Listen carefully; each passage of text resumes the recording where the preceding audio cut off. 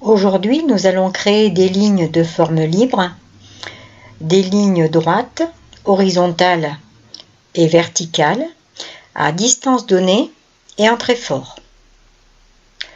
Nous tracerons également une ligne oblique, deux lignes courbes, dont une de Bézier en trait fin.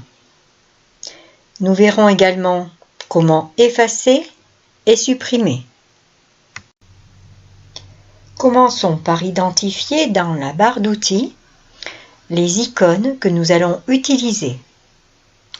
Le premier icône ressemble à un crayon, c'est la forme libre. Le deuxième icône, c'est la multiligne. Le troisième icône, la courbe de Bézier. Nous utiliserons également la gomme et la première flèche bleue, la sélection. Puis en bas de mon écran, nous observerons les chiffres qui s'inscriront au tout début de cette barre d'état. On note qu'à la fin de cette barre, l'unité dans laquelle nous allons travailler est déjà présélectionnée. Commençons par tracer une ligne de forme libre en trait fort. Je sélectionne l'icône. Je sélectionne mon trait fort que j'ai paramétré dans mon état graphique, puis T1 enfoncé à l'intérieur de ma feuille et je commence à dessiner une ligne. Pour arrêter cette ligne, je lâche la souris. Traçons maintenant un trait horizontal continu fort d'une longueur de 4 cm. Je sélectionne multiligne, mon trait fort dans l'état graphique, et pour avoir un trait parfaitement droit, j'actionne la touche Shift qui est la flèche à gauche de mon clavier. Puis T1 sur ma feuille, je lâche la touche Shift et j'observe le début de la barre d'état en bas de mon écran. Lorsque je glisse la souris à l'horizontale vers la droite, on y lit 0 degré et la longueur de mon trait séparée d'un point-virgule. Lorsque je positionne mon trait verticalement, on y lit 90 degrés, puis la longueur de mon trait, toujours séparée d'un point-virgule. On peut donc dire que nous sommes dans un repère orthogonal avec l'axe des X et l'axe des Y, dont le point d'origine est le point fixé sur ma feuille. Pour construire un trait horizontal de 4 cm, j'entre au clavier 0, point virgule, 4. Ces chiffres se sont inscrits dans ma barre d'état.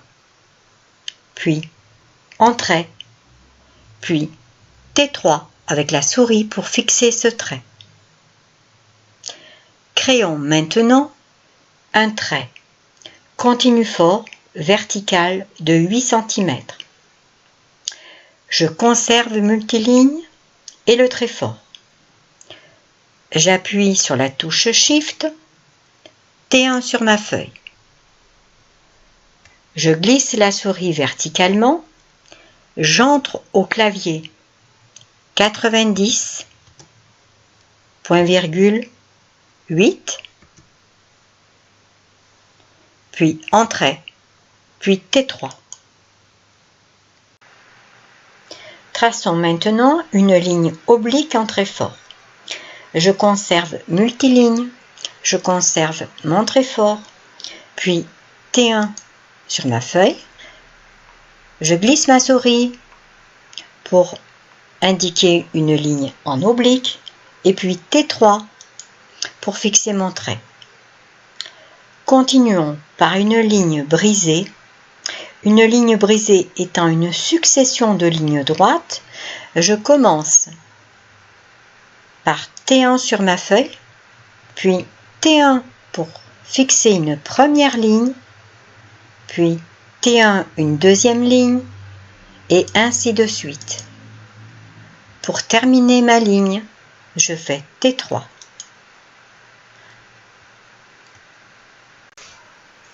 Poursuivons en créant une ligne courbe de Bézier en trait fin.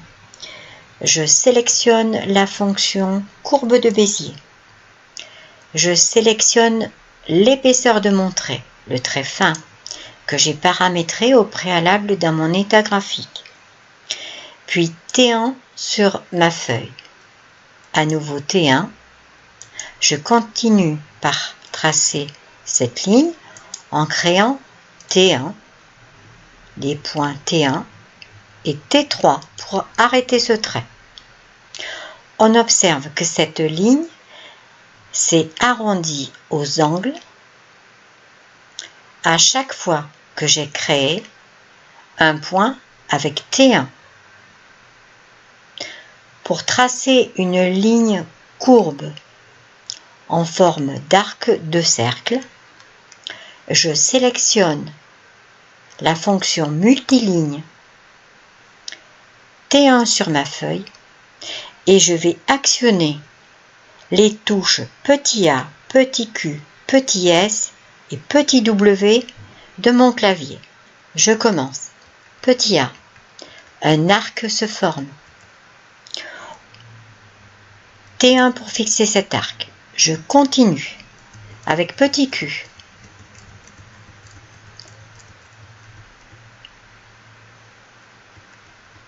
Un nouvel arc se forme. Pour le fixer, T1. Je continue. Petit s.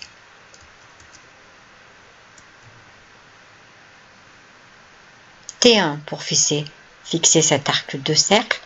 Et je poursuis avec petit w. T3 pour arrêter mon trait. Nous venons de tracer des lignes courbes avec des arcs de cercle en utilisant les lettres de mon clavier A, Q, S et W. Pour effacer une partie de mon tracé, nous avons deux possibilités. La première, j'utilise la gomme que je sélectionne. Puis T1 sur ma feuille, T1 enfoncé. Je crée une boîte englobante. Je lâche ma souris. Tous les traits à l'intérieur de cette boîte englobante ont disparu. Et l'on observe des points d'ancrage pour mes autres traits. Ces points d'ancrage, les petits points carrés que l'on observe à l'écran, pour les faire disparaître, j'utilise la touche Échappe de mon clavier.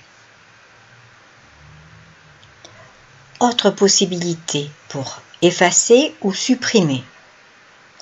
Pour cela, j'utilise la fonction sélection, la première flèche bleue, puis je sélectionne un trait de mon tracé et j'actionne la touche supprime de mon clavier. Ce trait est supprimé.